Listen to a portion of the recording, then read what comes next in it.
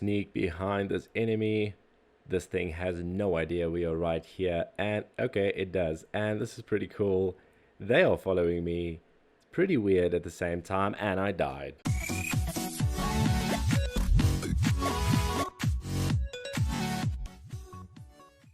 Hey, how's it going guys? My name's Daniel, aka HashLips, and welcome to my channel. In today's video, we are going to be continuing building out a game without using JavaScript. It's going to be cool, so follow along. Just a heads up, if you want to follow the first tutorial before this one, this is the second part to this video. Build a HTML game without code. In this video, I explain the usage of Construct 3 and some of the mechanisms that you can use. This video is a continuation of this video, so if you want to get the full picture, I highly recommend watching the first one. In this video, we're going to be focusing on refining the game logic and making it actually fun to play, adding 3D elements and all sorts of cool stuff. As always, thank you to the 70,700 subscribers. I really appreciate each and every one of you. If you haven't subscribed yet, please feel free to do so. Give this video a big thumbs up and comment below if you have any questions or you would like to see something that I do in next videos that I put out. You can also just come and say hi. I also appreciate that. If you are struggling, go to the HashLips.online website. You know the drill. Go and subscribe to the social medias, especially Discord, because there's thousands of devs that will help you out. Let's jump in and let's go and refine this code. Let's go and make a cool game so that we can play it. So the first thing I'm going to do is actually resize our viewport. To do that, I need to click on the project, go down to the viewport settings over here, and I'm going to change this to 512 by 512. This will give us a square viewport, and now I actually want to stretch out my layout. So for that, I'm going to click on the main layout over there, and not the margins, but the size. I'm going to make it maybe 2000 by 2000. This will give us a big enough layout to play around in. You can see this big gray box. This is our full layout. And then there's this tiny margin over here. If I move the background away, you can see that margin. That's actually the playable area or the viewable area. So let's go ahead and drag our background texture to fill the whole layout. Now that that's done, we can probably move the water collider as well as the water into a position for our character to discover this. So this is pretty cool. And if you remember from last time, the character actually needs to drink water or it will die. That sounds a bit harsh, but nevertheless, let's zoom in and then focus on this playable area over here. Now, two things will happen if I click play now. We can play the game and we can navigate around, but we will exit the screen and we really want our camera to follow the character. So let's go and add that. You can select your player, and I'm just going to lock these layers and select my player. Go to the behaviors panel and then let's add a behavior. The behavior is scroll to.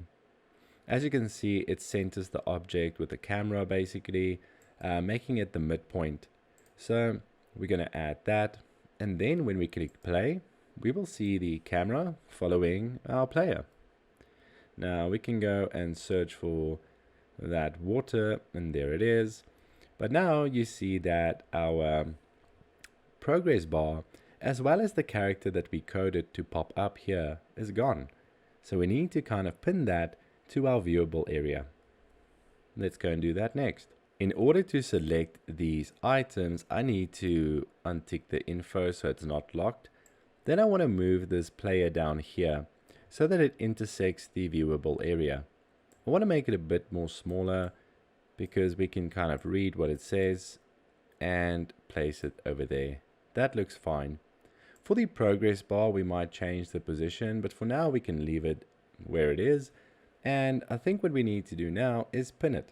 So in Construct, you actually get this anchor behavior. So I'm going to select the progress bar, edit behaviors, and then go and assign the anchor. I'm going to do the same thing with this info character over here. So edit behavior, add an anchor, and we should be good. Now if we play, we can go and search for the water, and we can see that our progress bar is following us, and we're getting thirsty, so hopefully we find that water soon. If we get close to this, our character pops up and tells us we can drink this. If we go over the water now, you can see that our progress bar is filling back up, and this looks pretty cool. It would be very cool to have as an NFT. But we need to make this look even cooler, so let's go and swap up some assets. To start off, I'm going to switch out my player, so double click on your player.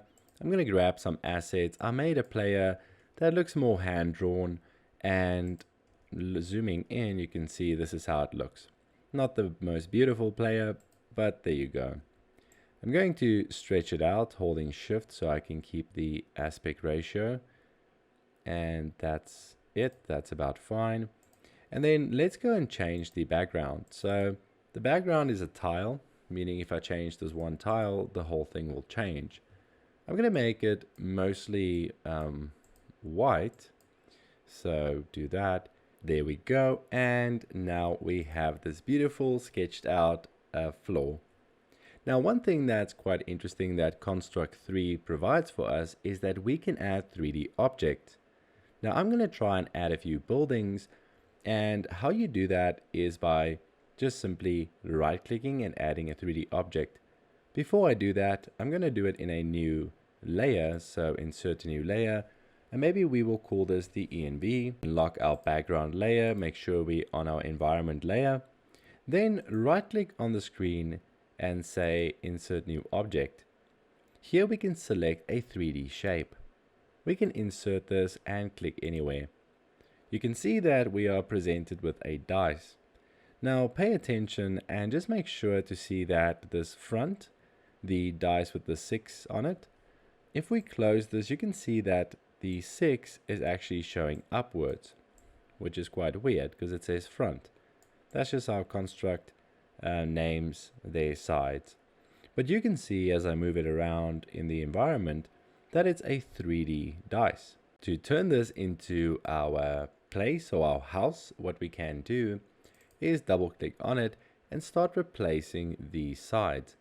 Now, knowing that this is the front side is the top, what I've done is on my assets, I've made a roof.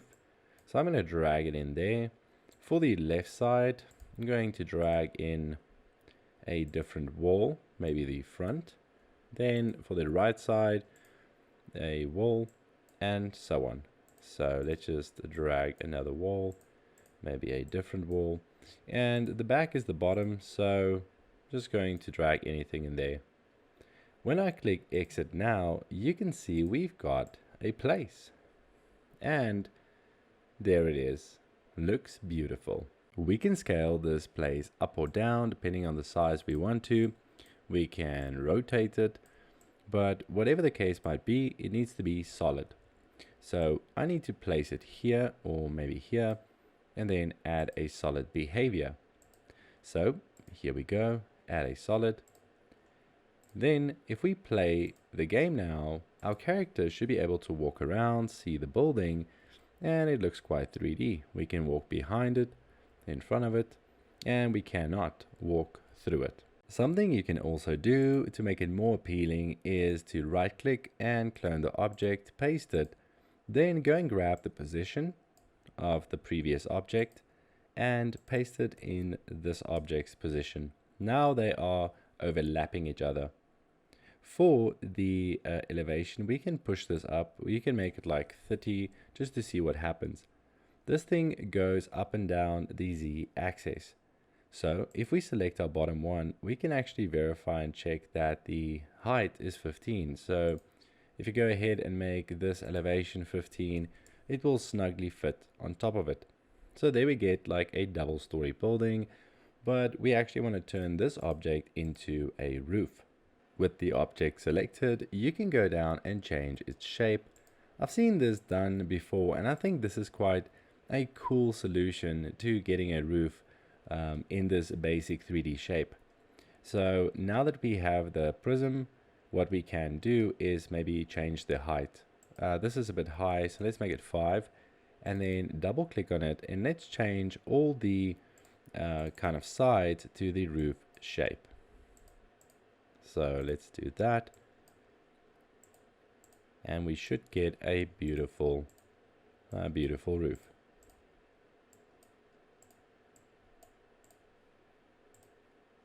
There we go. Now with both selected, you can just copy them. I'm pressing Command C and then Command V to paste them. And now I can go ahead and spread them all out. Maybe I can paste one there and change its orientation. Paste one here, whatever you want to do. I think it would be cool if we just have a few places placed around here.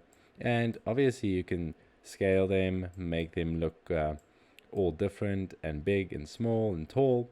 But for my example, I just want to have a few placed in an area here. We'll leave the water side open. So I've gone ahead and placed a bunch of buildings everywhere. This is now good, and it looks like a nice layout for our player to walk around in. Now the player can walk around and the progress bar can go down, but what happens if the progress bar runs out?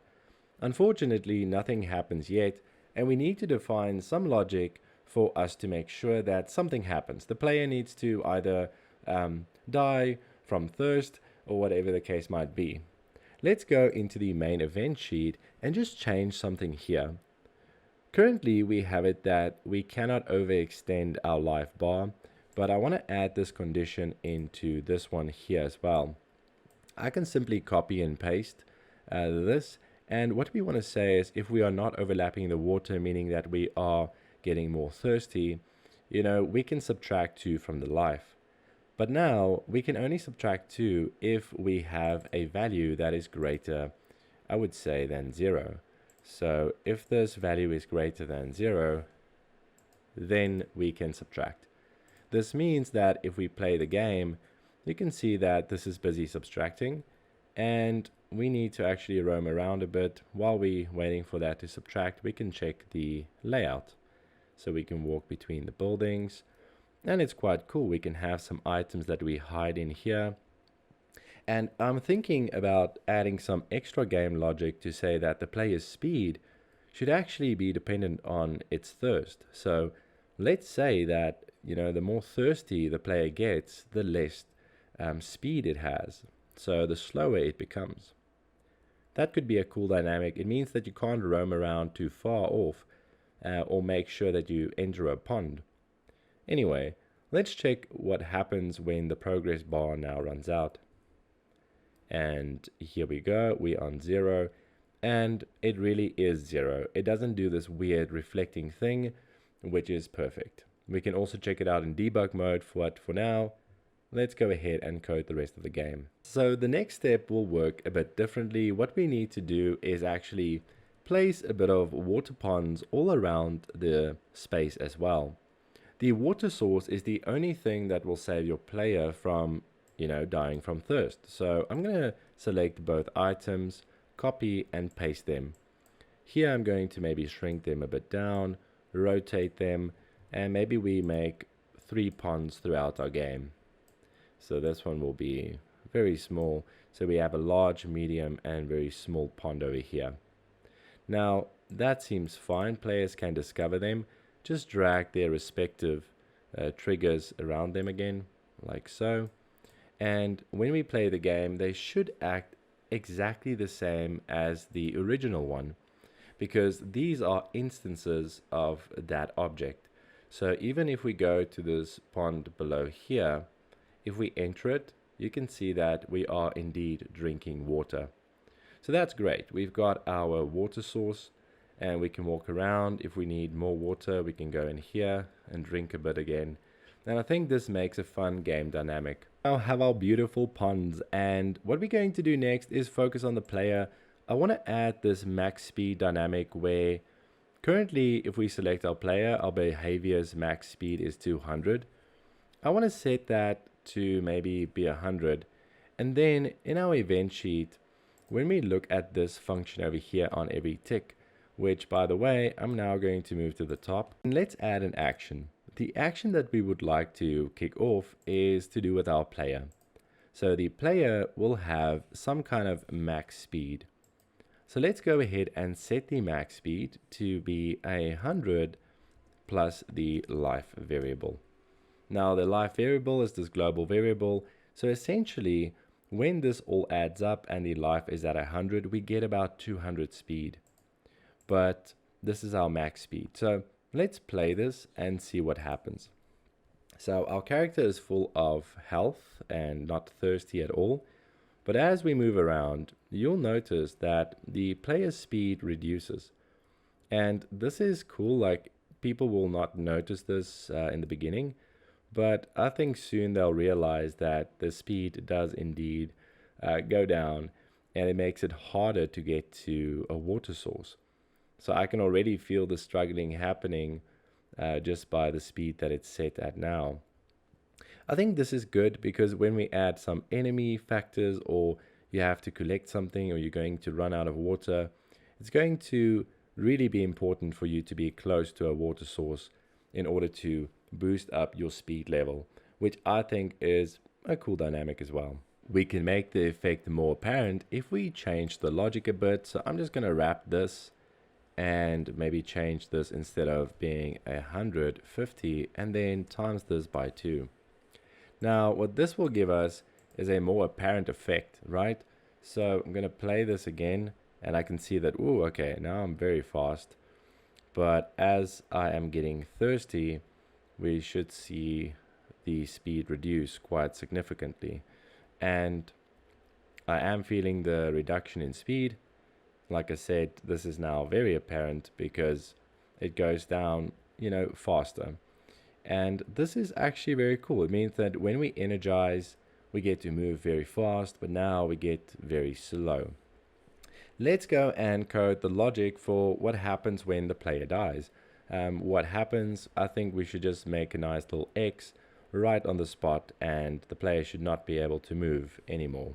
In the main screen, I'm going to go into the sprite editor and actually add a frame. This is an empty frame for me to do whatever I want to. And what I am going to do is select this brush, make sure that we have a thick enough brush. Then I'm going to make this into this blackish X. And let's just do this. This is our character where he died. And that's fine. So now we've got 2 frames. What will happen is if we play the game, this will automatically play. So what we'll need to do is actually make sure that it's linked to our progress life bar as well. Now there are various ways of accomplishing this. Firstly, what I think we should do is create an event. And this event will be a comparison event. So we are going to compare 2 values. The first value will be the life, and we're going to check if the life is anything less or equal to 0. What should happen? Well, we're going to select the player and set the frame. This is the animation frame to frame 1. The 1 frame is the dead frame. But this will happen, and we just want to make sure that when we start the layer or the layout off, that we don't play this animation at all. So we're going to add a new event in system and search for the on start of layout. On the start of layout, we want to set the animation, so we want to stop the animation. We also want to just make sure that we've set the frame to frame 0, and that we can move to the top. Okay, so now we're assuming that if the life runs out, the player is going to be dead, right? Yes. But what will happen is, if the animation goes to frame 0, the player will still be able to move around. We can test this by setting the life start off by reducing it to 10. And let's play the game. We'll see that it's going to run out, and we're moving, and we should be dead right now. There we go. Now we can still move around, and this looks cool, but it's not correct. So we need to really stop that from happening. On the start of the layout, we want to make sure that we do enable it. So on the 8 direction, we're going to make sure that we do enable movement, but we're going to copy this and paste it over here once we are dead. We also want to see if we can add a condition, which is trigger once while true. Now, the reason why I want to add this is because it really should only trigger once when this is true. Depending if we want to loop the game or not, so maybe let me remove that. In this case, we want to stop the user's movement, so instead of enabled, we want to disable it. We can play the game again and make sure that we cannot move once our player is dead. We are busy dying from thirst, and there we go. We are dead, we cannot move, and we're expecting some kind of feedback now to the user saying, you died and this is your score. Okay, so it's time to add some enemies. Now, what we're going to do is let's add a new layer at the top of the players layer. I'm going to call this enemy, and then on the enemy layer, just click and insert a new sprite object. Now, I don't know how the enemies are going to look, but we can just make it this red circle. Also make sure that we guess the polygons to get the shape of the collider for it. Now, once we're done, we can maybe be a bit more creative, I guess, by giving it 2 eyes. So let's make it have 2 eyes like this. It doesn't really look too scary, but that is our enemy. We can scale it down to be about this size, a bit smaller than the player, but still scary enough. So for the enemy, what we'll need to do is go and add a behavior. Now, the behavior that we want to add is a path finding behavior. This will allow it to move around solid objects, and we can maybe dumb down the speeds a bit, so say that it has a max speed of 50. The acceleration, well, let's make it 55. The acceleration of this character will be 100, and 100 over here. Rotation speed, well, let's make it rotate a bit more slower, like 50. And the cell size has to do with the blocks, but it should be fine for now. The goal here would be for the enemy to follow the player if the player comes within a distance of this enemy. Firstly, let's set up what happens when an enemy actually finds a path. So if we go and add a condition, we can go down and say on path found, we would like the enemy to move towards that path. So let's go and actually get that part. So move along path. There we go. And this behavior over here will make sure once a path is set, then we go to that path. All right. So basically what we want to do now is add another behavior, and this one is going to be on every tick. Now, what would we like to happen on each individual second? Well, we want to actually compare the distance between the player and this kind of enemy and see if we can outrun it. So now that I think about it, what we actually need to do is get rid of this and rather add on every second, maybe something happens. So let's say every second, this enemy will be looking for this player's position. So we're going to say that we need to go ahead and find the path to this player. So we're going to say player.x and player.y. This is the exact location of the player. Now, once the sprite, this enemy, which we should actually rename, which I'm going to do now. So this is the enemy. Once the enemy has found the path, right? So on path finding found, it's going to move along that path, and it's going to check where the player is every second or so.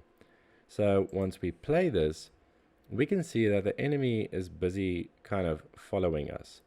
Now, we died before we could see that, so maybe we should just turn our life back to 100 and then play it again. We can see that the enemy is slowly turning, trying to find us, and it's actually pretty weird and scary, right? Because now we have this thing that will always be following us in the game. And you'll see that it's trying to move around the house, and it will find us. So it's pretty cool. Now, once it gets close enough to us, what I want to happen is we need to actually destroy the player. And once we do that, we can simply set its life to 0. So what happens on the collision of this enemy with our player? That is very simple. In the event sheet, we're going to say, well, if the enemy on collision with our player, so this is our player, once we collide with the player, what's going to happen? Well, I would like to set the global variable. So set variable, set value to 0. And that is perfect. This means that all of our game logic will work. If this enemy like connects with us now, we're just going to die. And that's exactly what we want, right? It's a one chance game. Boom, we did. The enemy found us. But it would be way cooler if we have a lot of enemies. So what I would like us to do is actually replicate the enemy. And let's see, we can maybe copy this one and move a bit further away. Paste one here, paste one here, paste one here. So we have a few enemies. Eventually these enemies will kind of overlap each other, which there's a problem that we can get around with, but I just want to show you how it would look when you start playing the game.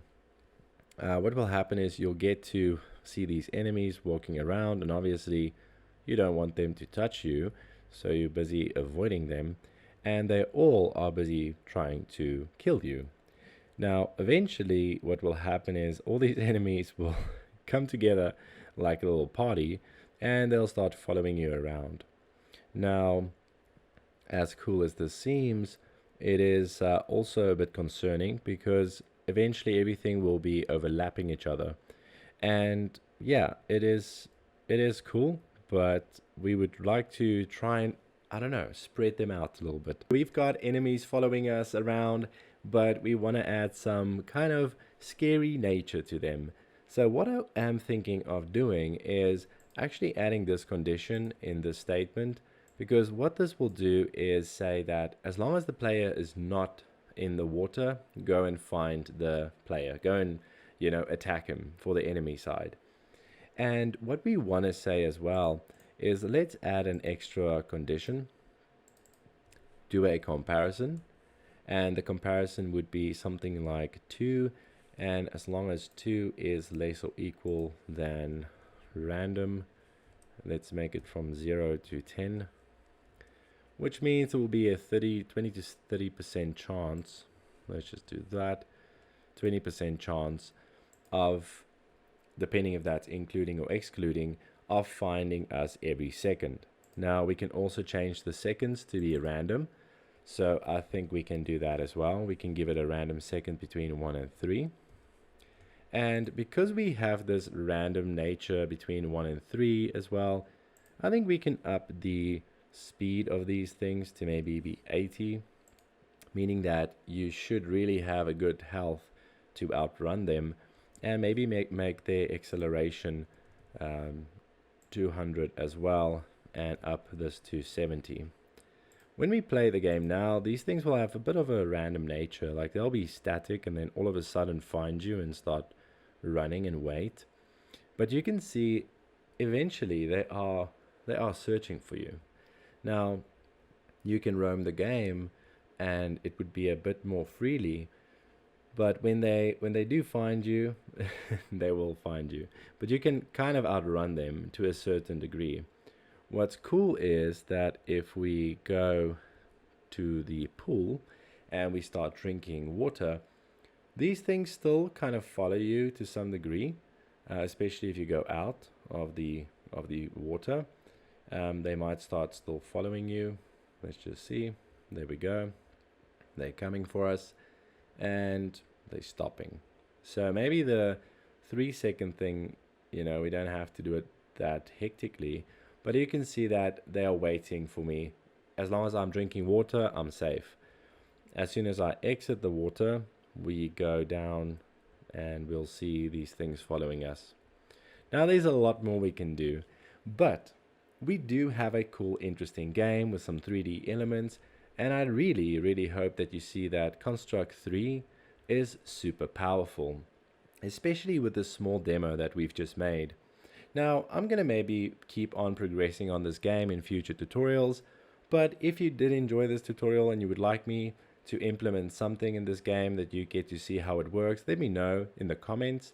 But till then, I hope you have an amazing day. I really hope you enjoyed this tutorial section with me in part 2, and I'm looking forward to seeing you again in my future videos. Cheers for now.